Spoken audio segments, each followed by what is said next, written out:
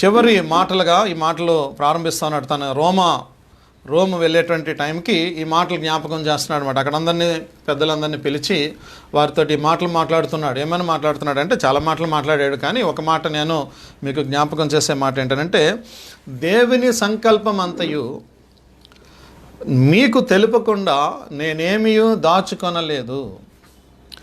దేవుని సంకల్పం అంతయు మీకు తెలుపకుండా నేనేమీ దాచుకోలేదు. సో అంటే ఎందుకు ఈ మాట నేను తీసుకొచ్చానంటే, ఎక్స్పోజిటరీ ప్రీచింగ్ అంటే వివరణాత్మకమైనటువంటి ప్రసంగము ఏం చూపిస్తుంది మనకి. ఎక్స్పోజిటరీ ప్రీచింగ్ ద్వారాగా మనము సంఘంకి ఏంటి మేలు అనేటువంటిది చూస్తే, ఈ వచనంలో మనం ఒక మాట చూస్తున్నాము. అది 27వ వచనం ఏంటంటే, దేవుని సంకల్పం అంతయు మీకు తెలుపకుండా నేనేమీ దాచుకొనలేదు. అంటే దేవుడు ఒక పుస్తకం పట్ల లేకపోతే ఒక గ్రంథం పట్ల ఆయనకున్నటువంటి సంకల్పాన్ని సంపూర్ణముగా అంటే హోల్గా లేదా పూర్తిగా, అంటే ప్యాసేజెస్ చేయడం తప్పని నేను చెప్పట్లేదు, కానీ ఆ పుస్తకంలో దేవుని యొక్క సంకల్పము సంపూర్ణముగా, అంటే మొత్తము 66 గ్రంథాల్లో దేవుడు బైబిల్లో రాయించినటువంటి విషయాలు అన్నీ ఉన్నాయి దాంట్లో, నేను కాదంటలేదు. కానీ అందుకనే ఒక book by book, verse by verse, chapter by chapter, దాని తర్వాత బుక్ బై బుక్ ఎందుకు ఎక్స్పోజిషన్స్ చేస్తున్నాం మనము అని అంటే, దేవుని సంకల్పము దాంట్లోది ఏది కూడా ఆగిపోవడం కానీ తీసివేయడం కానీ మనకి కావలసినవి చేయడం కానీ కాకుండా, దేవుడు ఏ సంకల్పాన్ని అయితే సంపూర్ణంగా అందులో పొందుపరిచాడో, దేవుని యొక్క తలంపులన్నీ ఏవైతే రాయించి పెట్టాడో, దేవుని యొక్క ఉద్దేశాలు ఏమైతే రాసి ఉన్నావో అవన్నీ కూడా మనము ఏం చేయబోతున్నామనంటే వచనం బై వచనాన్ని మనము ధ్యానం చేయబోతున్నాం. దాన్నే ఎక్స్పోజిటరీ ప్రీచింగ్ అంటాం. అంటే ఒక విషయాన్ని మొత్తము తీసుకొని దాంట్లో ఉన్నటువంటి తలంపులన్నీ కూడా ముందుకు తీసుకొని వెళ్తూ దేవుని యొక్క ఆలోచనలు, దేవుని యొక్క సంకల్పాలు, దేవుని యొక్క ప్రణాళిక ఆ పుస్తకములో నుంచి దేవుడు సంఘములో ఉన్నటువంటి వారితోటి ఏం మాట్లాడుతున్నాడు, ఏం మాట్లాడాలని ఇష్టపడ్డాడు, అవన్నీ కూడా సంపూర్ణమైనటువంటి సమర్పణ కలిగిన వారంగా, సంపూర్ణమైన ఉద్దేశాలన్నీ కూడా, సంపూర్ణమైనటువంటి తలంపులన్నీ కూడా ఆయన మనకి బోధించేటువంటి విషయాల్ని మనము చూడబోతా ఉన్నాము. ఇది మాట మేజర్గా మనము అంటే తెస్సలోనిక పత్రికలోకి వెళ్ళే ముందు ఈ వచనాన్ని నేను ధ్యానం చేయడానికి, లేకపోతే ఈ వచనం యొక్క వివరణ మీకు ఇవ్వడానికి గల కారణం ఏంటంటే, ఆ యొక్క ప్రాముఖ్యమైనటువంటి సత్యాల ద్వారాగా సంపూర్ణమైనటువంటి దేవుని యొక్క సంకల్పాన్ని బయలుపరిచేటువంటి రీతిగా మనము వచనం వెంబడి వచనాన్ని ధ్యానం చేయబోతున్నాం. సో దేవుడు సంఘానికి ఇచ్చినటువంటి బాధ్యత, దేవుడు సంఘానికి ఇచ్చినటువంటి భాగ్యము ఏంటి అనంటే దేవుని యొక్క పరిశుద్ధ లేఖనాలు. మళ్ళీ మాట చెప్తున్నాను చూడండి, దేవుని యొక్క సంఘానికి దేవుడిచ్చినటువంటి భాగ్యము ఏంటి అనంటే ఆయన పరిశుద్ధమైనటువంటి లేఖనాలను దేవుడు సంఘానికి అనుగ్రహించాడు. ఆ సంఘానికి అనుగ్రహించబడినటువంటి పరిశుద్ధమైన లేఖనాలను మనము వచనం బై వచనము, తలంపు బై తలంపు, ఆలోచన బై ఆలోచన మనం చూస్తూ ఉండే కొలది, వెళ్ళే కొలది దేవుని యొక్క సంకల్పాన్ని మనకి దేవుడు బయలుపరుస్తూ ఉంటాడు. ఏం చేయాలి, ఏం చేయకూడదు, ఎలా ఉండాలి, ఆ సంఘం ఎలాగుంది, మన సంఘం ఎలా ఉంది, అక్కడ ఉన్నటువంటి వ్యక్తులు ఎలా ఉన్నారు, మనము ఉన్నటువంటి వారము మనం ఎలా ఉండాలి అనేటువంటి విషయాల్ని మనకి జ్ఞాపకం చేసుకుంటూ ముందుకు వెళ్తున్నాం. సో నేను ఈ మార్నింగ్ నా యొక్క టైటిల్ ఏంటి అంటే the 7 qualities of a sound church. The 7 qualities of a sound church అంటే 7 ప్రాముఖ్యమైనటువంటి లక్షణాలు ఒక జీవము కలిగిన సంఘానికి, లేకపోతే ఒక స్థిరమైన సంఘానికి, ఒక వాక్యపు పునాది మీద ఉన్నటువంటి సంఘానికి 7 ప్రాముఖ్యమైనటువంటి లక్షణాలు మొదటి 4 వచనాలలో అపోస్తలుడైనటువంటి పౌలు రాయించి పెట్టాడు. ఫస్ట్ 4 వర్సెస్లో, అంటే మనము ఈ ఫస్ట్ 4 వర్సెస్ని ఒక ప్యాసేజ్ కింద తీసుకొని దీంట్లో ఉన్నటువంటి విషయాల్ని మనము చూడబోతున్నాము. ఇప్పుడు ఈ మొదటి 4 వచనాలు నేను చదువుతూ ఉన్నాను, జాగ్రత్తగా వినడానికి ప్రయత్నం చేద్దాం. తండ్రి అయిన దేవుని యందును ప్రభువైన యేసుక్రీస్తునందును ఉన్న తెస్సలోనికీల సంఘమునకు పౌలును సిల్వానును తిమోతియు శుభమని చెప్పి రాయినది. కృపయు సమాధానము మీకు కలుగునుగాక. 2వ వచనం, విశ్వాసముతో కూడిన మీ పనిని, ప్రేమతో కూడిన మీ ప్రయాసమును, మన ప్రభు అయిన యేసుక్రీస్తు నందలి నిరీక్షణతో కూడిన మీ ఓర్పును మేము మన తండ్రి అయిన దేవుని ఎదుట మానక జ్ఞాపకము చేసుకొనుచు మా ప్రార్థనల యందు మీ విషయమై విజ్ఞాపనమును చేయుచు మీ అందరి నిమిత్తము ఎల్లప్పుడూ దేవునికి కృతజ్ఞతాస్తుతులు చెల్లించుచున్నాము. ఈ మాటలు 4 వచనాల్లో ఉన్నటువంటివి 7 అమోఘమైన అద్భుతమైన దేవుని యొక్క తలంపులను మనం చూడబోతున్నాం. 7 qualities of a sound church. What are the 7 qualities written in the 4 verses of 1 Thessalonians 1st chapter 4 verses? ఏంటి మనకు ఉన్నది ఇక్కడ అని అంటే ఒక్కొక్క అంశము మనం ఒక్కొక్క అంశాన్ని మనం వెళ్ళి కొలిది మనం చూస్తూ వస్తాం. ఇక్కడ ప్రాముఖ్యమైనటువంటి సత్యాన్ని జ్ఞాపకం చేస్తున్నాడు. అంటే మనము ఆల్రెడీ లాస్ట్ వీక్ ఈ బ్యాక్గ్రౌండ్ అంతా మనం చూడడం జరిగింది. అంటే దేవుడు ఏమేమి ఇచ్చాడు, ఏం సంకల్పాలను ఇచ్చాడు అనేటువంటి విషయాలు, ఎలాగా తెస్సలోనిక పత్రికని ఎలాగ దాన్ని పొందుపరిచాడు అనేటువంటి విషయాన్ని రాయడానికి గల కారణాలు ఇవన్నీ కూడా మనం చూడడం జరిగింది. నేను మళ్ళీ బ్యాక్గ్రౌండ్లోకి వెళ్ళట్లేదు, కానీ ఇక్కడ ఉన్నటువంటి వచనాలు ఒక్కొక్క భాగంలో ఉన్నటువంటి విషయాల్ని seven qualities of a sound church. చూడండి, మొదటి విషయాన్ని మనం చూస్తా ఉన్నప్పుడు మొదటి ఆలోచన నేను తీసుకుని వస్తున్నాను. ఏంటంటే founded in God and in the lord. మొదటిది ఏంటంటే founded in God and in the lord. సంఘము దేంట్లో, ఎవరిలో నిర్మించబడినది, దేవుని యందు ప్రభువైన యేసునందును ఉన్న సంఘం అని రాస్తున్నాడు పౌలు. మాట అదే మాట ఉంది చూడండి. తండ్రి అయిన దేవుని యందును ప్రభువైన యేసుక్రీస్తునందున్న తెస్సలోనికల సంఘమునకు అని అంటున్నాడు. అంటే ఇక్కడ మనం చూస్తే మొదటి అంశం ఏంటంటే the 7 qualities. The first quality ఏంటంటే founded in God and in the Lord. ఏ సంఘమైనా సరే అది ఎక్కడ స్థాపించబడాలి, ఎవరు స్థాపించాలి, ఎందుకు స్థాపించబడాలి, ద పర్పస్ ఏంటి అంటే ఇక్కడ మాటలు మనం చూస్తుంటే founded in God and in the lord. తండ్రి అయినటువంటి దేవుని యందును, చూడండి, అంటే తండ్రి అయినటువంటి దేవుని యందును ప్రభు అయిన యేసుక్రీస్తునందును ఉన్న, అంటే ఈ సంఘము ఎవరి యందు ఉండబడింది, ఈ సంఘము ఎవరి యందు స్థాపించబడింది అంటే తండ్రి అయినటువంటి దేవుడు దేవుని యందును ప్రభు అయినటువంటి యేసునందును ఉన్నటువంటి సంఘము అని జ్ఞాపకం చేస్తున్నాడు. మనము పౌలు యొక్క కొంత పాత చరిత్ర మనం చూస్తే, ఒకవేళ అంటే రక్షణ పొందక ముందు ఉన్నటువంటి చరిత్ర కానీ మనం చూస్తే, ఆయన ఏమి చెప్పేవాడు అని అంటే యెహోవా అనేవాడు అనమాట. జెహోవా అంటూ ఉండేవాడు. అంటే ఎందుకంటే బీయింగ్ ఎ జూ ఆయన చాలా నిష్ఠ కలిగినటువంటి యోధా మతానికి సంబంధించిన వాడు కాబట్టి ఆయన ఏమంటూ ఉండేవాడంటే యేసు అనేటువంటి పేరు వాడేవాడు కాదు. ఒకటి.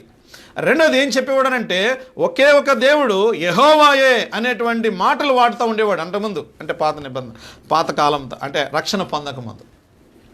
ఇప్పుడు చూడండి, అద్భుతమైన ఆశ్చర్యకరమైనటువంటి ఆ సెంటెన్స్ని ఫార్మేషన్లో ఎలాగుందనంటే తండ్రి అయినటువంటి దేవుని యందును ప్రభు అయినటువంటి యేసుక్రీస్తునందు ఉన్నటువంటి సంఘము. అంటే ఎప్పుడైతే రక్షించబడ్డామో, ఎప్పుడైతే రక్షణ పొందడం జరిగిందో, పాప క్షమాపణ పొందడం జరిగిందో, అప్పుడు మనం మాట్లాడేటువంటి మాట ఎవరి మాట అనంటే యేసునందు సంఘము అని అంటున్నాడు అన్నమాట. ఇప్పుడు చాలా ప్రాముఖ్యమైనటువంటి సత్యం ఇది.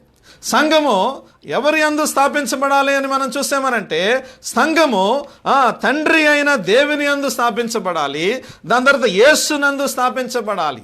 మనము అందుకనే ద డాక్ట్రిన్ ఆఫ్ చర్చ్ మనం చూసాం కదా లాస్ట్ టైం. చాలా దగ్గర 6-7 సిరీస్ మనం చూడడం జరిగింది మనం చర్చ్లో.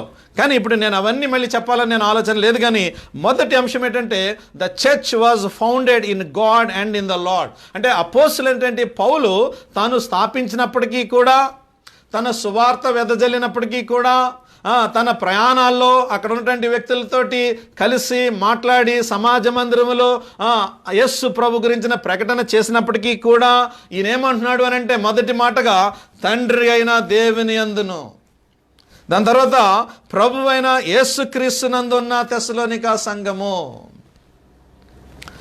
మనం కూడా అదే మాట మాట్లాడాలండి.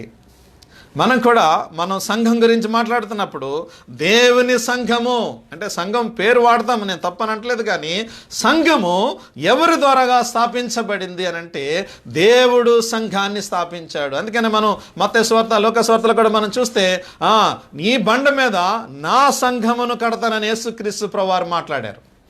ఈ బండ మీద నా సంఘమును నేను కడతాను.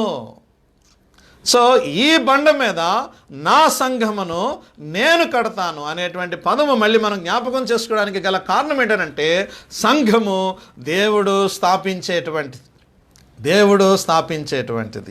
ఇది మొదటి విషయాన్ని మనం జ్ఞాపకం చేస్తున్నాం. ఒక మనిషిని యందు కాదండి దేవుడు సంఘాన్ని స్థాపించేది. ఒక మనుషుని యొక్క ఉద్రేకము బట్టి సంఘము స్థాపించబడదు. ఒక మనుషుని యొక్క ఆలోచన బట్టి సంఘము స్థాపించబడదు. ఒక మనుషుని యొక్క ఉద్రేకాలను బట్టి, సంకల్పాలను బట్టి, ఆలోచనలను బట్టి, ఏదో చేద్దామనేటువంటి దాన్ని బట్టి సంఘము ఆవిర్భించబడదు. కానీ దేవుడు ఆ సంఘాన్ని స్థాపిస్తాడు. అందుకనే ఒక మనిషిని బట్టి కాదు కానీ దేవుని యందు ఉన్న సంఘము అని మాట్లాడుతున్నాడు. What is the source for a church అంటే ఏంటంటే ఈ దినాల్లో ఉన్నటువంటి పరిస్థితులు ఏంటంటే చర్చ్కి సోర్స్ ఏంటంటే హీలింగ్ ఉండాలి, ప్రొఫెసీస్ ఉండాలి, దాని తర్వాత మిరాకిల్స్ ఉండాలి, వండర్స్ జరగాలి. దాని తర్వాత అనుకున్న వెంటనే ఈవేళ ఏదైనా అనుకుంటే మందిరానికి రాగానే ఆ పని అయిపోవాలన్నమాట. అది అంటే చర్చ్ అనేటువంటిది, సంఘం అనేటువంటి డెఫినేషన్నే టోటల్గా మారిపోయినటువంటి పరిస్థితుల్లో ఉన్నటువంటి కాలంలో మనం జీవిస్తున్నాం. కాబట్టి మనము జ్ఞాపకం చేసుకోవాల్సినటువంటి ప్రాముఖ్యమైనటువంటి సత్యము ఏంటి అనంటే what is the source for the church ఏంటంటే the source should come from the Lord himself. The source should be from the father of the God. దేవుని యొక్క తండ్రి అయిన దేవుని దగ్గర నుంచి మనకి రావాల్సింది. సో అందుకని ఏమంటున్నాడంటే ఈయన స్టార్టింగ్ ఏమని వాడుతున్నాడంటే తండ్రి అయిన దేవుని నందును ప్రభు అయిన యేసుక్రీస్తు నందు ఉన్నటువంటి తెస్సలోనిక సంఘము. ఫస్ట్ది మనం జ్ఞాపకం చేసుకున్నాం, నేను మళ్ళీ జ్ఞాపకం చేస్తున్నాను. ఒకటి ఏంటంటే founded in God and in the lord. ఈ తెస్సలోనిక సంఘము founded in God and in the lord. Second విషయానికి వస్తున్నాను. సెవెన్ క్వాలిటీస్లో ఫస్ట్ క్వాలిటీ మనం చూసాము. రెండో క్వాలిటీ ఏంటంటే సెకండ్ క్వాలిటీ చూస్తే మనము అదేంటంటే faithful believers of God in the church. Faithful believers of God in the church ఉండాలి. సంఘములో ఎవరుండాలి అని అంటే అక్కడే ఉంది. మొదటి వచనంలో ఇవన్నీ ఉన్నాయి చూడండి. మొదటి వచనంలో ఏముందనంటే అక్కడ ఉందన్న యేసుక్రీస్తు నందు ఉన్నటువంటి తెస్సలోనికల సంఘమునకు అని అంటున్నాడు ఇక్కడ. అంటే ఇంగ్లీష్లో బాగుంది చూడండి, నేను ఇంగ్లీష్లో చెప్తాను. అది Paul did not address the letter to the church at Thessalonica. తెస్సలోనికలో ఉన్న సంఘము అని అంటలేదు కానీ but to the church of the Thessalonians అంటున్నాడు ఇక్కడ. అంటే తెస్సలోనిక అంటే ఏంటంటే అది ప్రాంతము పేరు. తెస్సలోనిక అంటే ప్రాంతం పేరు, మనం ఇంట్రడక్షన్లో మనం చూసాం. కానీ ఇక్కడ ఏమంటున్నాడనంటే తెస్సలోనికీయులకు అంటే అక్కడ ఉన్నటువంటి సంఘములో ఉన్నటువంటి వ్యక్తులకు, అక్కడ ఉన్నటువంటి వారు విశ్వాసములు ఉన్నవారు, దేవుని యందు రక్షించబడిన వారు, వారు పాపక్షమాపణ పొందిన వారు మాట. అంటే ఈ మాట అందుకని ఇంగ్లీష్లో బాగుంది. Paul did not address the letter to the church at Thessalonica. అంటే అక్కడ ఏదో ఒక ప్రాంతం ఉంది, ఆ తెస్సలోనికా ప్రాంతం అనేటువంటి దాంట్లో ఉన్నటువంటి చర్చ్ అని రాయకుండా ఏమని రాస్తున్నాడంటే but to the church of the Thessalonians. మనకి టైటిల్ కూడా మీరు చూస్తే బైబిల్లో తెస్సలోనికాకు రాసిన పత్రిక అని రాయకుండా తెస్సలోనికులకు అంటే people. He is addressing to the believers, he is addressing to the people who formed as a church in Thessalonica. So అందుకనే నేను నా సెకండ్ క్వాలిటీ ఏంటంటే చర్చ్లో ఏముండాలి, ఎవరి ద్వారాగా వచ్చారు అంటే దేవుని ద్వారాగా. రెండోది ఎవరుంటారు అక్కడ అంటే a faithful believers of God in the church. నమ్మకమైన వారు, రక్షణ పొందిన వారు, విశ్వాస గృహమునకు చెందిన వారు, వారు ఆ సంఘములో సభ్యులుగా చలామణి అవుతూ ఉంటారు. అందుకనే తెస్సలోనికా అంటే ఒక ప్లేస్ ప్లేస్ గురించి మాట్లాడుతూ ఉన్నాడు. కానీ థెస్సలోనియన్స్ అని అంటే ఏంటంటే ప్రజలు లేకపోతే బిలీవర్స్ అని అంటారు. కాల్డ్ అవుట్ పీపుల్ అని అర్థం మాట. పిలవబడిన వారు, ఒక ప్రత్యేకమైనటువంటి పని నిమిత్తము పిలవబడినటువంటి తెస్సలోనికా అని అర్థం మాట. తెస్సలోనియన్లారా అంటే ఏంటనంటే అర్థము, మీరు ఒక ప్రత్యేకమైన పిలుపుకి పిలువబడి సంఘముగా మీరు కూడుకుంటా ఉన్నారు అనేటువంటి మాటతోటి ఈయన సంబోధిస్తూ ఉన్నాడు. ఇది రెండవ అంశాన్ని మనము జ్ఞాపకం చేసుకుంటున్నాం. మొదటిది founded in God and in the Lord. రెండోది faithful believers of God in the church. అంటే ఆయన మాట్లాడినటువంటి విషయాలు ఒక్కొక్కటి మనము చూస్తూ ఉన్నప్పుడు ఇవన్నీ మనకి దొరుకుతూ ఉన్నాయి. ఇంకా మూడోది మనం చూస్తే అదే వచనంలో మనం చూస్తే మూడో వచనం చూస్తే నమ్మకమైన పరిచారకులు కలిగినటువంటి సంఘము, ఫెయిత్ఫుల్ సర్వెంట్స్ ఆఫ్ గాడ్. ఏంటండి సంఘానికి ఎవరు ఉండాలి? ఫెయిత్ఫుల్ సర్వెంట్స్ ఆఫ్ గాడ్ ఉండాలి. చూడండి, ఇక్కడ సింగులర్ మాట్లాడట్లేదు, ప్లూరల్ మాట్లాడుతున్నాడు. ఇక్కడ ఎవరున్నారంట ప్లూరాలిటీలోనంటే? అక్కడ మనం తెలుగులోనే చదివితే ఏముందంటే సంఘమునకు పౌలును, సిల్వానును, తిమోతియును శుభమని చెప్పి రాయినది. చాలా ఇంపార్టెంట్ అండి ఇది కూడా. సంఘమునకు వన్ మ్యాన్ షో కాదు, ఇది సింగిల్ షో కాదు, ఇది ఒకరి ద్వారాగా స్థాపించబడినప్పటికీ కూడా ప్లూరాలిటీ ఆఫ్ ఎల్డర్స్ని మనము సంఘములో చూడగలగాలి. దైవికమైనటువంటి లక్షణం ఏంటి అని అంటే చూడండి, ఆయన పౌలనును, సిల్వానును, తిమోతియును శుభమని చెప్పి రాయినది. నమ్మకమైన పరిచారకులు కలిగినటువంటి సంఘము, ఫెయిత్ఫుల్ సర్వెంట్స్ ఆఫ్ గాడ్. మన ఆల్రెడీ బ్యాక్గ్రౌండ్ మనం చూసుకున్నప్పుడు ఆయన సెకండ్ మిషనరీ జర్నీలో వచ్చి ఈ తెస్సలోనికాలో సువార్తను చెప్పి అక్కడ ఉన్నటువంటి వారిని రక్షణలోకి నడిపించాడు. వాస్తవానికి అది ఫ్యాక్ట్ జరిగింది. అది దాని తర్వాత అక్కడి నుంచి వాళ్ళు గెంటి వేశారు. గెంటి వేసిన తర్వాత వెళ్ళిపోయిన తర్వాత మళ్ళీ థర్డ్ మిషనరీ జర్నీలో మళ్ళీ వచ్చాడు. సెకండ్ మిషనరీ జర్నీలో వెళ్ళిపోయి థర్డ్ మిషనరీ జర్నీలో వచ్చినప్పుడు ఈ మధ్యలో తిమోతిని, సిల్వాని పంపించాడు అక్కడికి. అంటే తిమోతిని మనం చూస్తాం అటు వెళ్ళినట్లుగా. సో అంటే సంఘమునకు ఎవరుండాలి అనంటే ఫెయిత్ఫుల్ సర్వెంట్స్ ఉండాలి, ప్లూరాలిటీ ఆఫ్ ఎల్డర్స్ ఉండాలి. ఇంకోటి మనం ఇక్కడ చూస్తే అపోస్తలుడైన పౌలు యొక్క క్యారెక్టర్లో ఇంకొక అద్భుతమైన గుణం ఉంది ఇక్కడ ఈ మాటలు మాట్లాడుతున్నప్పుడు. అదేంటంటే ఫామ్ చేసింది, ఎస్టాబ్లిష్ చేసింది, గాస్పెల్ని ట్రీట్ చేసింది పౌలు అయితే ఈయనతో పాటు ఉన్నటువంటి కోవర్కర్స్ని కూడా కలిపి మేము మా పౌలును, సిల్వానును, తిమోతి శుభమని చెప్పి రాయినది అని చెప్తున్నాడు అనమాట. అంటే ముగ్గురు పేర్లు కూడా ఇవ్వడానికి గల కారణం ఏంటంటే he want to uplift the second line leaders. యాక్చువల్గా చెప్పాలి అనంటే తిమోతి కానీ సిల్వాన్ కానీ, సైలస్ అంటాం ఇంగ్లీష్లో, వీరిద్దరూ కూడా పౌలు యొక్క శిష్యులు. వాస్తవానికి పౌలు యొక్క శిష్యులు పౌలు దగ్గర ట్రైన్ చేయబడ్డారు. ట్రైన్ చేయబడినటువంటి వీరిద్దరిని కూడా ఈయనేమని జ్ఞాపకం చేస్తున్నాడంటే ఈ పేరు పెట్టినప్పుడు అంటే ఈయనతో సమానమైన ర్యాంకింగ్లో ఏమని చూపిస్తున్నాడంటే హయ్యర్ ర్యాంకింగ్, లోయర్ ర్యాంకింగ్ కాకుండా ఏమని చూపిస్తున్నాడు అనంటే చాలా సింపుల్గా పౌలును, సిల్వానును, తిమోతియు చెప్పి శుభమని చెప్పి రాయినది. ఎవరున్నారండి ఇలాంటి టైంలో? అంటే సేమ్ ఆర్డర్ని, అంటే వారు చేసినటువంటి ప్రయాసాన్ని రికగ్నైజ్ చేస్తూ, వారు వెళ్ళినటువంటి పరిచర్య చేసినటువంటి విషయాలను జ్ఞాపకం చేస్తూ, అయ్యా మేము మీకు రాస్తున్నాము, శుభమని చెప్పి రాస్తున్నాము అని చెప్తున్నాడు వాడు. అంటే ప్లూరాలిటీని జ్ఞాపకం చేస్తున్నాడు. వన్ మ్యాన్ షోలో ప్రాబ్లం ఏమవుతుందనంటే అకౌంటబిలిటీ ఉండదు, యాక్సెసిబిలిటీ ఉండదు, మోనార్కిజం వస్తుంది. కానీ ప్లూరాలిటీ ఆఫ్ ఎల్డర్స్లో ఏముంటుందంటే ఒకరికొకరము అకౌంటబుల్గా ఉంటాము. ఏదన్నా పొరపాటు చేశారనుకోండి అడుగుతాం, అది వద్దమ్మా, లేదా అలా చెయ్యొద్దు బాబు, ఇలా కాదు, ఇది మంచిది కాదు.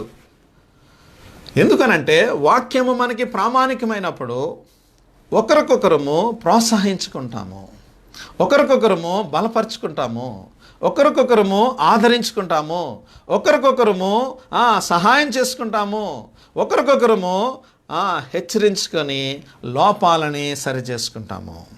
అందుకని ఈయనొక్కడే పేరు రాసుకోకుండా ఏమంటున్నాడనంటే పౌలును, సిల్వానును, తిమోతియు శుభమని చెప్పి రాయినది.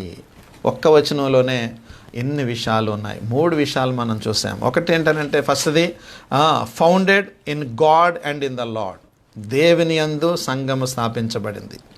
రెండోది ఫెయిత్ఫుల్ బిలీవర్స్ ఉన్నారు ఆ సంఘములో, అంటే నమ్మకమైనటువంటి విశ్వాసులు కలిగినటువంటి సంఘం, అంటే కమిటెడ్ బిలీవర్స్ మాట.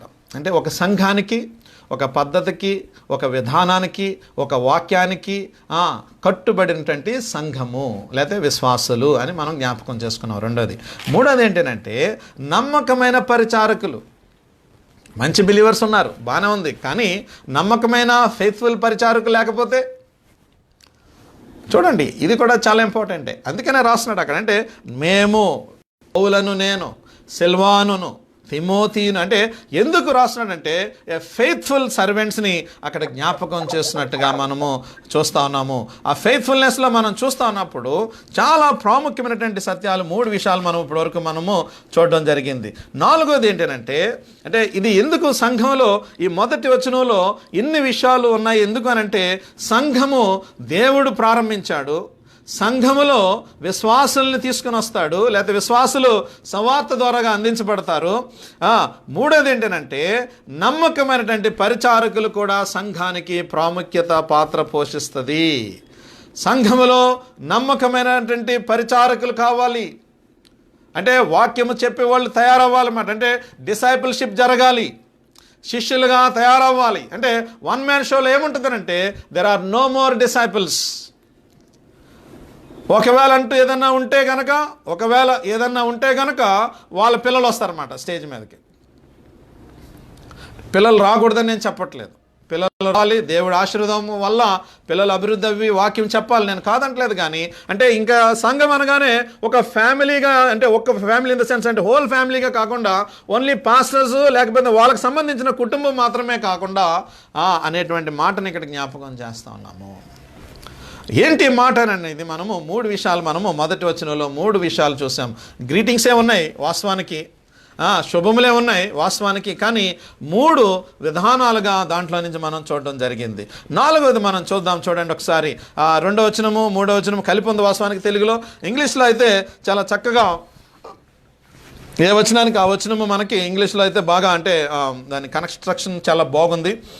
అయినప్పటికీ కూడా నేను ఇంగ్లీష్ తెలుగు 2 కలిపి నేను మీకు చూపించడానికి ప్రయత్నం చేస్తాను. ఇక్కడ ఇంకా మొదటి వచనంలోనే ఇంకా ఒక మాట ఉండిపోయింది. అదేంటంటే మొదటి వచనంలోనే ఇంకొక పదాలు ఉన్నాయి. అదేంటంటే కృపయు సమాధానమును మీకు కలుగును గాక.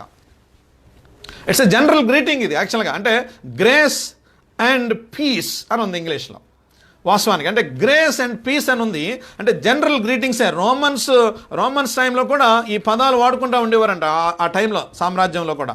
అంటే కృప, దాని తర్వాత సమాధానము అని వాడుతూ ఉండేవారు. సో అందుకని జనరల్ గ్రీటింగ్స్గా ఉన్నది. కానీ ఇక్కడ మనం చూస్తే కృప మరియు సమాధానము కలిగినటువంటి సంఘము, functioning with supreme gifts is, అంటే ఫంక్షనింగ్ విత్ సుప్రీం గిఫ్ట్స్ మాట. అంటే సంఘము చక్కటి సుప్రీం గిఫ్ట్స్ ద్వారాగా అవి అభివృద్ధి అవుతున్నట్టుగా మనము చూస్తున్నాం.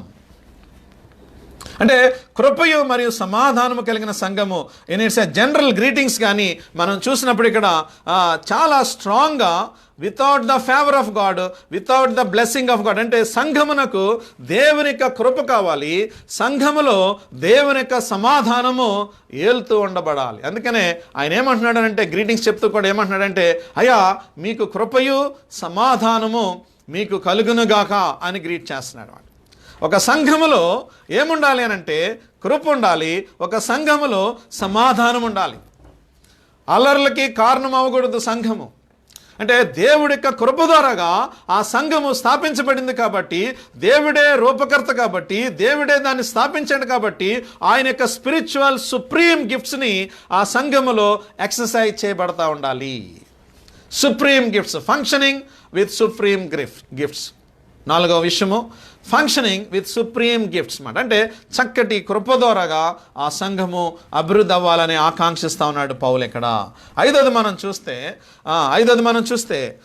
2వ వచనము 3వ వచనం కలిపి ఉన్నది మనం ఎంత చదివాను. 5వ వచనము 5వ పాయింట్ ఏంటంటే అక్కడ మనం చూస్తే fascinated by Paul to pray for the church. Fascinated by Paul to pray for the church. ఏంటి ఆయన ఫ్యాసినేటింగ్ ఏంటి అని అంటే, ఆయన ఫ్యాసినేషన్ దేనికి అంటే, ఫ్యాసినేషన్ అంటే ఏంటంటే, ఫ్యాసినేటెడ్ అంటే ఏంటంటే strongly attracted and or interested. తెలుగులో స్ట్రాంగ్లీ అట్రాక్టెడ్ ఆర్ ఇంట్రెస్టెడ్ అనమాట. అంటే ఆ వ్యక్తికి ఒకరి పట్ల లేదా ఒక దాని పట్ల స్ట్రాంగ్గా అట్రాక్షన్ కలిగింది అనుకోండి, దాన్ని ఏమంటామనంటే ఇంగ్లీష్లో ఫ్యాసినేషన్ అని అంటామాట. దాన్ని ఏమంటామనంటే ఫ్యాసినేషన్ అంటాం. అంటే ఏంటి అనంటే స్ట్రాంగ్ అట్రాక్షన్ అనమాట. అపోస్తలుడైనటువంటి పౌలుకి ఆ సంఘం పట్ల fascinated by Paul to pray for the church. ఎందుకండి? మొదటిదేమో ఎందుకు ప్రార్థన చేస్తున్నాడో చూస్తాము. దాని తర్వాత ప్రార్థనలో ఏముందో కూడా మనం చూస్తాం. Fifth quality of a sound, అంటే 7 క్వాలిటీస్లో 5th విషయము సౌండ్ చర్చ్లో ఏంటంటే fascinated by Paul to pray for the Thessalonians church. Why is so much fascinated? ఎందుకు అంత ఆకర్షించబడ్డాడు ఆ సంఘాన్ని వాళ్ళు? అంటే ప్రార్థన చేయడం ఒకటి మనం చూస్తాము, కానీ ఎందుకంత ఆకర్షించబడ్డాడు ఆ సంఘం పట్ల పౌలు? ఎందుకు అంటే కేవలం ఆయన స్థాపించాడనేనా? ఆయన ఒకవేళ అంటే ఫౌండరు, ప్రెసిడెంటు ఇంకేం పెట్టుకుంటారు కదా, దాని కింద అన్నీ ఫౌండరు, ప్రెసిడెంటు, దాని తర్వాత ఇంక సంథింగ్ ఏమి ఉంటాయి అన్నీ, అందుకనేనా ప్రార్థన చేస్తున్నాడు? కాదు. చూడండి అక్కడ, అంటే ఆయన ఏదో ఫౌండర్కు, ప్రెసిడెంటు, దాని తర్వాత ఇంకేయో పెద్ద పేర్లు కాకుండా వై హీఈస్ ప్రేయింగ్ అని అంటే ఏంటంటే he's fascinated to pray. What is the reason for his fascination అంటే ఏంటంటే why he's so strongly attracted అంటే ఏంటంటే ఆ మాట 2వ వచనంలో చూస్తే మనము 3 విషయాలు తీసుకొని వస్తున్నాడు అక్కడ. ఆ 3 విషయాలు సంఘంలో చూసిన తర్వాత ఈయన ఏం చేస్తున్నాడంటే మానక సంఘము నిమిత్తమై ప్రార్థన చేస్తున్నాడు. ఒక విధంగా చెప్పాలి అనంటే సంఘములో ఉన్నటువంటి విషయాలను బట్టి, సంఘంలో జరుగుతున్నటువంటి సంఘటనలను బట్టి, సంఘంలో నివసిస్తున్నటువంటి విశ్వాసుల జీవన శైలిని బట్టి, సంఘంలో జీవిస్తున్న విశ్వాసుల యొక్క క్రమబద్ధమైనటువంటి విశ్వాస జీవితాన్ని బట్టి పౌలు ఏం చేస్తున్నాడు అనంటే ప్రార్థన చేస్తున్నాడు, దేవునికి కృతజ్ఞతాస్తుతులు చెల్లిస్తా ఉన్నాడు. Why he is praying? మళ్ళీ అదే ప్రశ్న.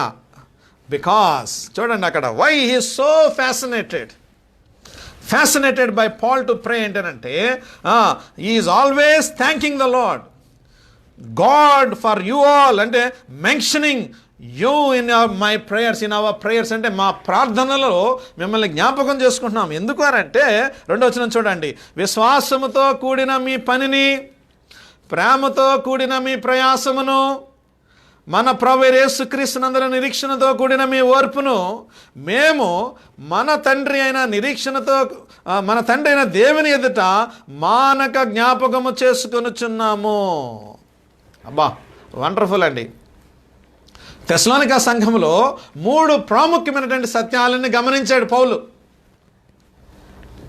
ఆ సత్యాలు గమనించిన తర్వాత ఆ సత్యాలను బట్టి ఏం చేయడం ప్రారంభించాడు అనంటే ప్రార్థన చేస్తున్నాడు ఒకటి, 2వది దేవుణ్ణి స్తుతిస్తా ఉన్నాడు. ఏంటండి? అందుకనే fascinated by Paul for praying the church అన్న తర్వాత 6th విషయం ఏం చెప్పానంటే factors 3 factors found by Paul in Thessalonians లేదా in Thessalonica. What are the 3 factors? ఒకటి విశ్వాసము, 2వది ప్రేమ, 3వది నిరీక్షణ. ఏం చూశాడండి సంఘంలో? ఒకటి విశ్వాసం చూశాడు, 2వది ప్రేమ చూశాడు, 3వది నిరీక్షణ చూశాడు. 3వ వచనం మనకు అదే చూపిస్తుంది అక్కడ. చూడండి కావాలంటే మనం బైబిల్లోనే చూడాలి. మనం బయట నుంచి నేను తీసుకురావట్లేదు, ఎక్కడి నుంచో మోటివేషన్ స్టోరీస్ చెప్పట్లేదు, ఆ కథ చెప్పట్లేదు, ఈ కథ చెప్పట్లేదు. చెప్పొచ్చు, నేను చెప్పడం తప్పని చెప్పట్లేదు, కానీ ఆ కథ కంటే ఈ కథ చూడండి చాలా ఇంపార్టెంట్. ఇక్కడ దీంట్లో ఉన్నటువంటి విషయం ఏంటంటే he so fascinated to pray for Thessalonians because he found 3 factors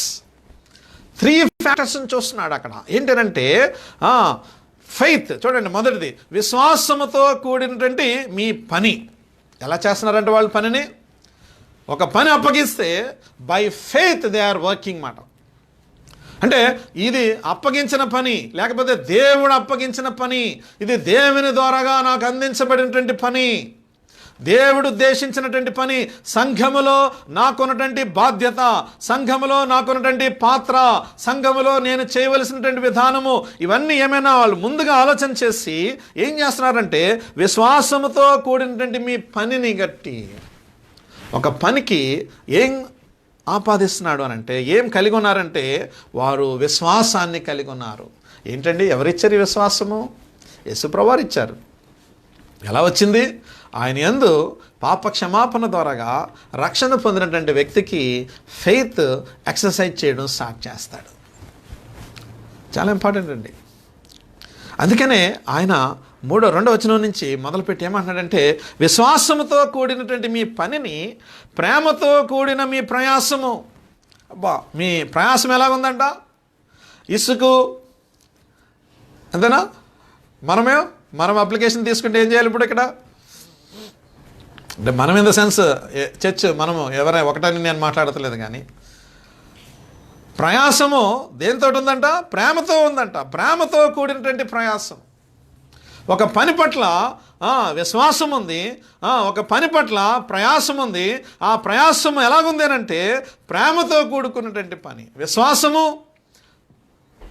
Prema, love and faith, ఈ రెండు కూడా మిళితమై తెస్సలోనికన్స్ని ఏం చేసిందనంటే అపోస్తలుడైన పౌలు ప్రార్థన చేసేటట్టుగా చేసింది.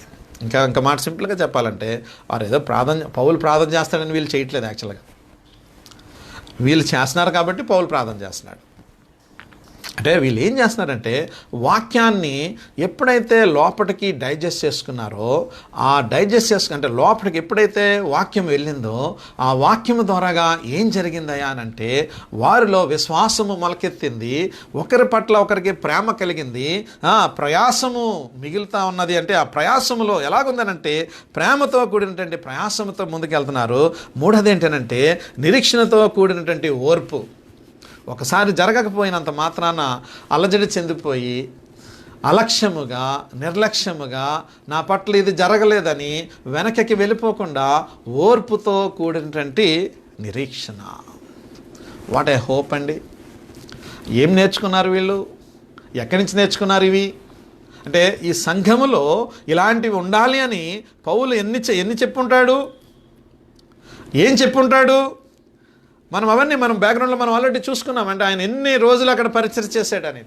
అంటే వాక్యము ఏం చేసిందనంటే వీళ్ళని యేసు ప్రభువారి వైపుకి చూస్తూ, యేసు ప్రభువారిలో ఉన్నటువంటి విశ్వాసాన్ని నిదర్శనంగా చేసుకుని ఓర్పు కలిగినటువంటి క్రైస్తవుడుగా, నిరీక్షణ కలిగినటువంటి క్రైస్తవుడుగా యేసు ప్రభు యొక్క రాకడ నిమిత్తమైనటువంటి విషయాలను జ్ఞాపకం చేసుకుంటూ వారు ఏం చేయడం ప్రారంభించారనంటే ముందుకి కొనసాగుతూ ఉన్నారు. అందుకనే the 3 factors why he's praying అంటే 6th ఏరియా ఏంటంటే 6th క్వాలిటీ ఏంటంటే they are having 3 factors. Faith ఉంది, లవ్ ఉంది, హోప్ ఉంది. 3 ఎసెన్షియల్ క్వాలిటీస్ అండి. ఒక సంఘములో ఉండవలసినటువంటి ప్రాముఖ్యమైన 3 లక్షణాలు పౌలు ఇక్కడ వారిని జ్ఞాపకం చేసి వారిని మెచ్చుకుంటూ ప్రార్థన చేస్తూ ఉన్నాడు. ప్రార్థన చేయడం మాత్రమే కాకుండా ప్రభువుని స్తుతిస్తూ ఉన్నాడు. 3 essential qualities. Hope in Christ. ప్రపంచం అంతా కూడా హోప్ లేదు. ఇప్పుడు పరిస్థితి రోజు రోజుకి పెరిగిపోతున్నాయి సమస్యలు, రోజు రోజుకి పరిస్థితులు మారిపోతున్నాయి. కానీ ఒక క్రైస్తవుడికి ఉండవలసినది ఏంటంటే హోప్ ఉండాలండి. అందుకని అక్కడ జ్ఞాపకం చేస్తున్నాడు 3వ వచనంలోనే నిరీక్షణతో కూడినటువంటి మీ ఓర్పు సహనం ఉండాలి. కొన్నిసార్లు టెంపర్మెంట్స్ అన్నీ కూడా పాత కాలంలో ఉండి ఉండొచ్చు. ఒకవేళ నీకు షార్ట్ టెంపర్స్ ఉండి ఉండొచ్చు కొన్నాళ్ళు, నేను కాదంటలేదు. కానీ అక్కడ ఇక్కడ ఏమంటున్నాడు అంటే ఓర్పు కావాలి, కొంత సహించడం రావాలి, భరించడం రావాలి. మీరు అడగచ్చు ఒకవేళ ఎంతకాలం బ్రదర్ ఇలా భరించాలి, ఎంతకాలం బ్రదర్ ఎలా ఓర్చుకోవాలి అని అంటే ప్రభువారు మనకి నేర్పించే విషయాలను బట్టి అవి మనం చేస్తూ ఉండడమే. వాళ్ళు అలా చేశారు కాబట్టే పౌలు వాళ్ళని జ్ఞాపకం చేసుకుంటూ ఈ విషయాలను అక్కడ రాస్తూ ఉన్నాడు. ఇది 6వ విషయాన్ని మనం జ్ఞాపకం చేస్తున్నాం. మళ్ళీ చెప్తున్నాను నేను, founded in founded in God and in the lord. మొదటి క్వాలిటీ మనం చూసాం, దేవుడు ఏర్పాటు చేశాడు. రెండోది ఏంటంటే faithful believers of God in the church. విశ్వాసులు, నమ్మకమైనటువంటి విశ్వాసులు సంఘంలో ఉన్నారు, అపనమ్మకస్తులు కాదు. మూడోది ఏం చూసామనంటే నమ్మకమైన పరిచారకులు చేసేవాళ్ళు ఉన్నారు, faithful servants of the God ఉన్నారు, అంటే దేవుని యొక్క నమ్మకమైన పరిచయం చేసేవాళ్ళు ఉన్నారు. నాలుగోది మనం చూసాము ఫంక్షనింగ్ విత్ సుప్రీం గిఫ్ట్స్. అది కృప, దాని తర్వాత సమాధానంతో ఆ సుప్రీం గిఫ్ట్స్ ద్వారాగా ఆ సంఘం ఏమవుతుందనంటే కట్టబడుతుంది, అలా ఆశీర్వదిస్తా ఉన్నాడు పౌలు. ఐదోది మనం ఏం చూసామనంటే ఫ్యాసినేటెడ్ టు ప్రే, అంటే పౌలు యొక్క ప్రార్థన ఫ్యాసినేటింగ్ చేసింది అని చూసాము. ఏంటి ఆ ఫ్యాసినేటింగ్ చేయడానికి గల కారణాలంటే ఆరోది 3 factors that drive Paul to for fascination ఏంటంటే ఒకటి ఫెయిత్, రెండోది లవ్, మూడోది హోప్. 3 ఎసెన్షియల్ క్వాలిటీస్ గురించి మనం మాట్లాడుకున్నాం. లాస్ట్ది 7th ఏంటనంటే చాలా ఇంపార్టెంట్, ఇది మనకు అది 4th verseలో మనం చూస్తాం. అదేంటంటే ఫార్మ్డ్ బై గాడ్. చూడండి 4వ వచనం నేనే చదువుతున్నాను అక్కడ. ఏలయనగా దేవుని వలన ప్రేమించబడిన సహోదరులారా, మీరు ఏర్పరచబడిన సంగతి. చూసారా, మీరు ఏర్పరచబడిన సంగతి. You are chosen, you are elected, you are appointed. మీరు ఒక ప్రత్యేకమైనటువంటి పనిలో మీరేం చేయబడ్డారు అని అంటే పిలువబడ్డారు. చూసారండి, క్రిస్టియన్స్ ఆర్ ఎలెక్టెడ్. నేను ఎన్నుకోలేదు, దేవుడు నన్ను ఎన్నుకున్నాడు. చూసారండి, ఆయన ఆయన నన్ను ఎన్నుకున్నాడు, ఆయన కావాలనుకున్నాడు అన్నమాట. అందుకనే పౌలు ఆ విషయాన్ని జ్ఞాపకం చేస్తే ఏమంటున్నాడంటే 4వ వచనంలో ఏలయనగా, అంటే మీరు ఇవన్నీ ఏం బేస్లో చేస్తున్నారు అని అంటే ఇవన్నీ చేయడానికి గల కారణాలు ఏంటంటే దేవుని చేత మీరు ఎన్నుకోబడ్డారు. ఏలయనగా దేవుని వలన ప్రేమింపబడిన సహోదరులారా, మీరు ఏర్పరచబడిన సంగతి.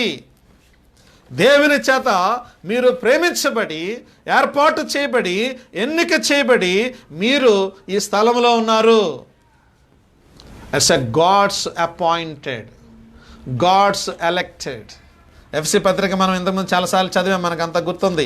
ఎఫ్సి పత్రిక 1వ అధ్యాయము 4 నుంచి 6 వరకు మనం చదివితే చాలా ప్రాముఖ్యమైనటువంటి ఎలక్షన్ గురించినటువంటి విషయాలు, అనేకమైన సత్యాలు మనం చూస్తాం అక్కడ.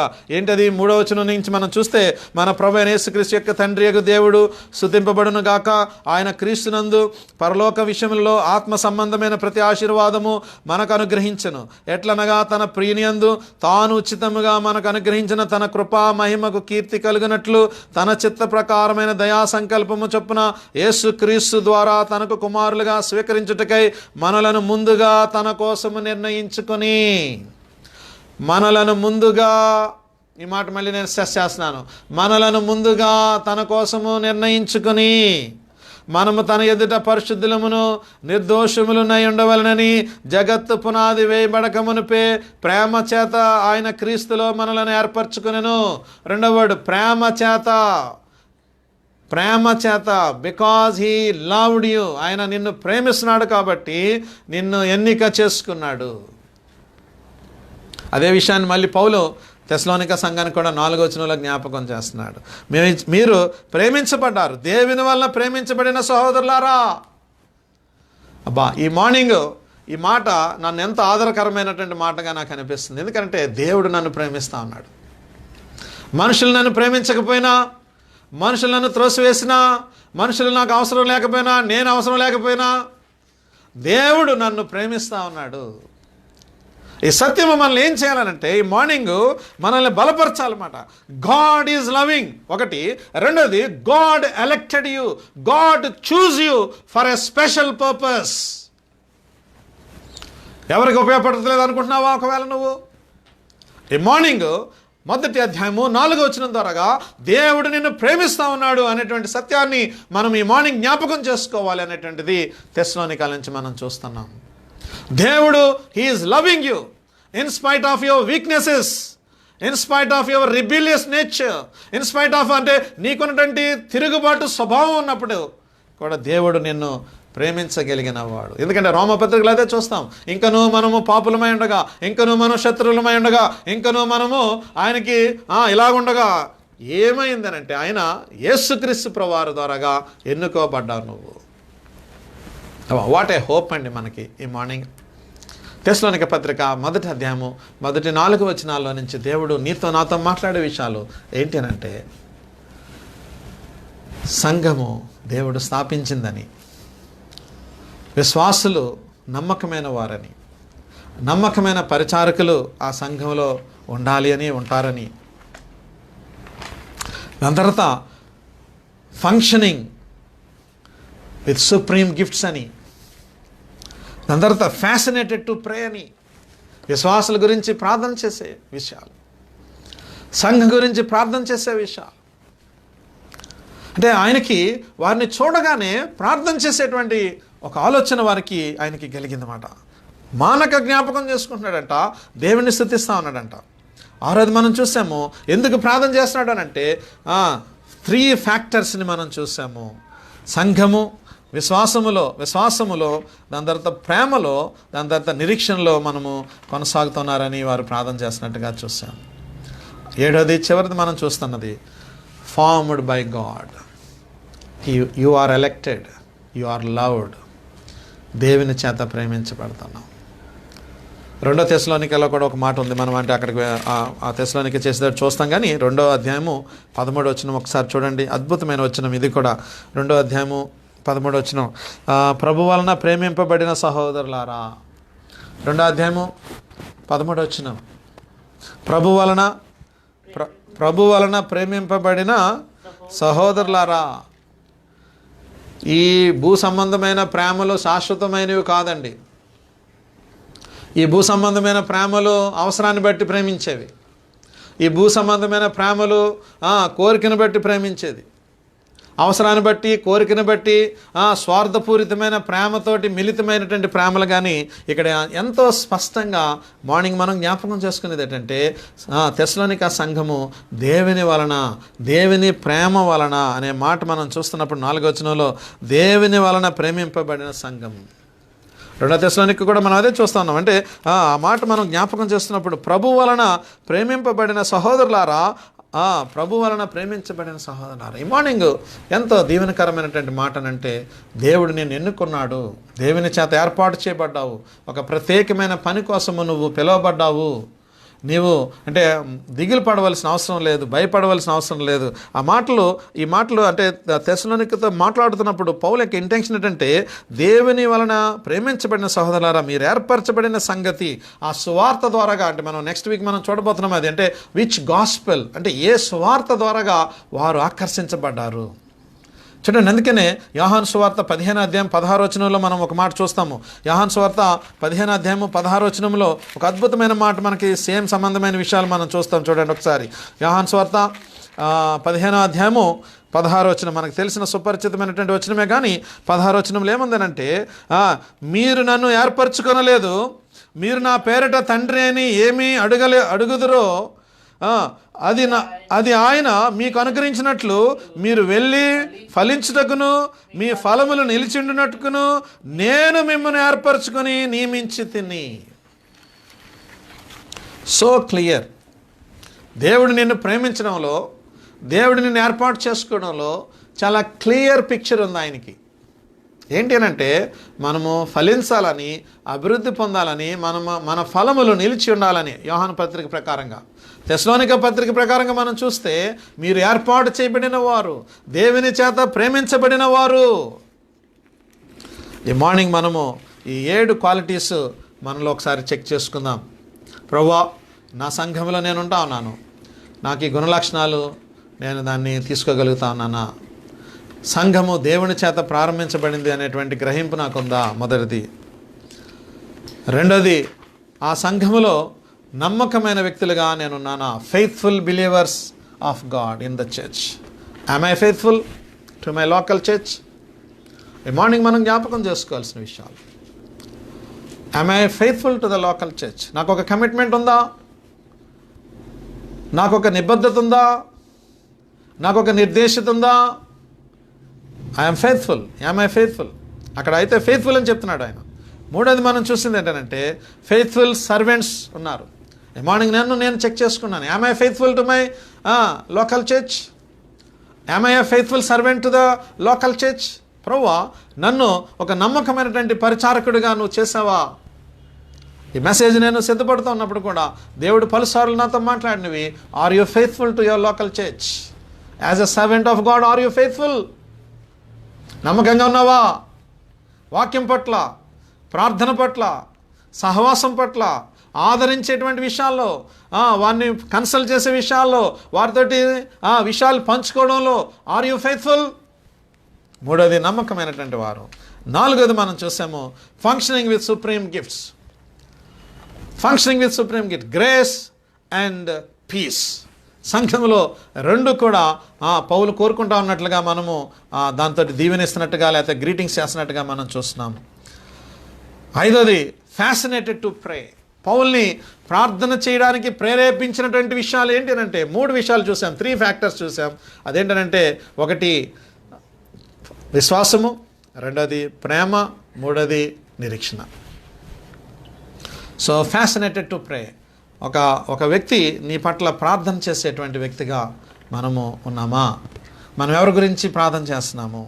వాళ్ళలో ఉన్నటువంటి మంచి లక్షణాలని మనం చూసినప్పుడు, ఆ వ్యక్తిలో ఉన్నటువంటి మంచి లక్షణాలు చూసినప్పుడు వాళ్ళని పొగుడుతూ లేకపోతే ఆ విషయాలను బట్టి వారిని స్తుతించేటువంటి అంశాలు మనం చూస్తూ ఉన్నామా?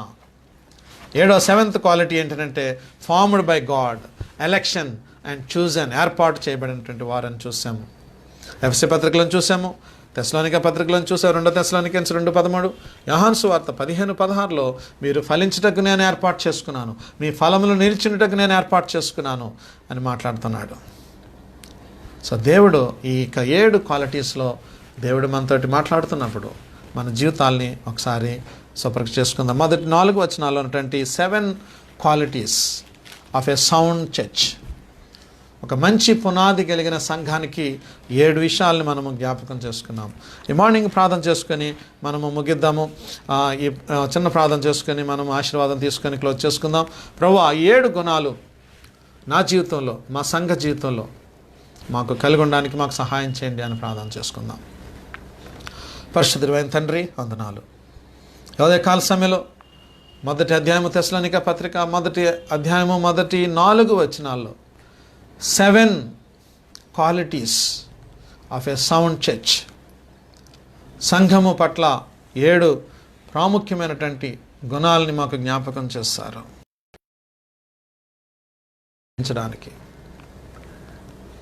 ఏర్పాటులో ముందుకు సాగడానికి మాకు సహాయం చేయమని, మహిమ పొందమని, ఘనత పొందమని, మీ దీవెనలతో నింపమని, వాక్యం విన్నవారు, వాక్యం వినబోతున్నవారు, మా ప్రభా లైవ్లో విన్నవారు, లైవ్లో మళ్ళీ తర్వాత వినబోయేవారు మీ దీవెనలతో నింపి నడిపించమని, మహిమ పొందమని, ఘనత పొందమని యేసు నామమున స్తుతించి ప్రార్థించి వేడుకుంటున్నాం తండ్రి. ఆమేన్. మన తండ్రి అయిన దేవుని ప్రేమ, మన ప్రభు అయిన యేసుక్రీస్తు వారి యొక్క కృప, పరిశుద్ధాత్మక అన్యోన్య సహాయము, సన్నిధి, ప్రసన్నత మనందరికీ తోడయ్యండి. అట్టి గుణ లక్షణాలు కలిగి ముందుకు సాగడానికి దేవుడు సహాయం చేయనుగాక. ఆమేన్. ఆమేన్. మీ అందరికీ వందనాలు.